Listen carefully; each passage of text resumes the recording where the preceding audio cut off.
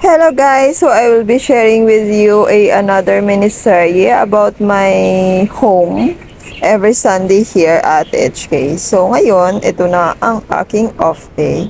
So ayun sa MRT guys, may ka-pair ako ng shoes.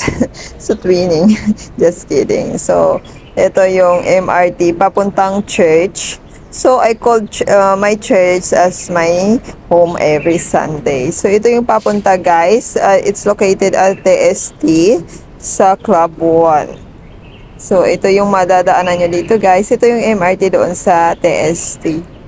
So ganyan lang siya guys. And then paakyat dito sa P2.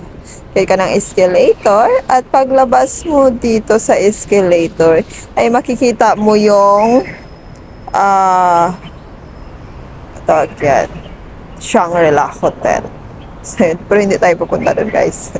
So, ayan ito yung way papunta ng aking home, my home every Sunday.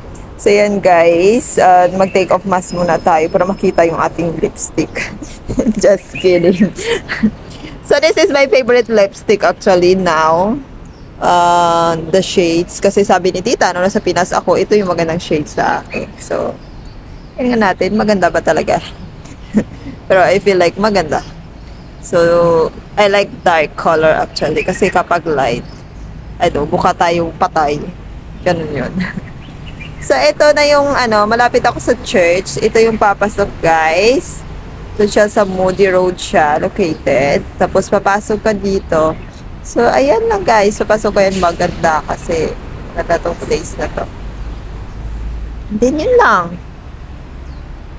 And then, here, pag akyat po dito guys, sa first floor kasi siya located.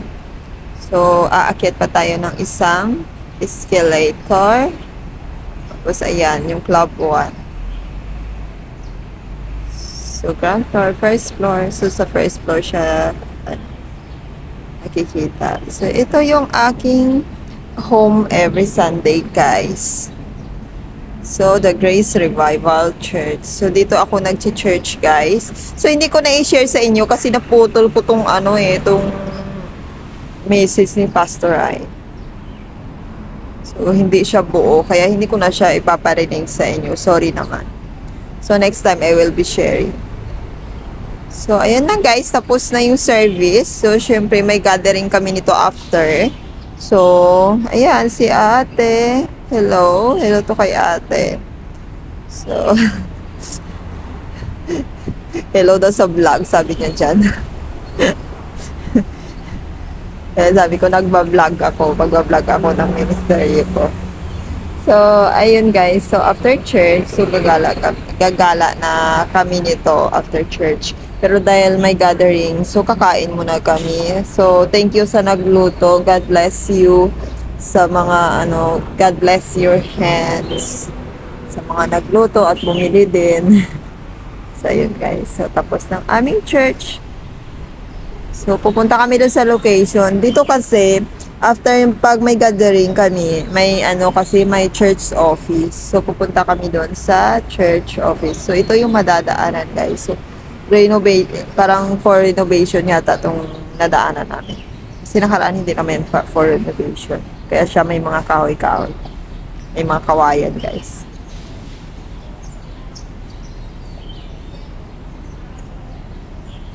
So next time kapag may mic ako, ayaw ko na mag-voice over guys.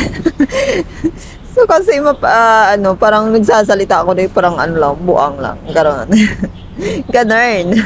So, dito, ito yung madadaanan. May magandang view dito, guys, sa may baba ng, sa may gilid ito sa madadaanan namin. Tapos, looking out to sa church, yung place na to. So, maganda siya, guys. Pero ngayon kasing araw, for renovation pala tong pool na to dito, pong fountain na to. Pero maganda to siya nung nakaraan, kaya lang hindi ko siya na-videohan nung dumaan ako.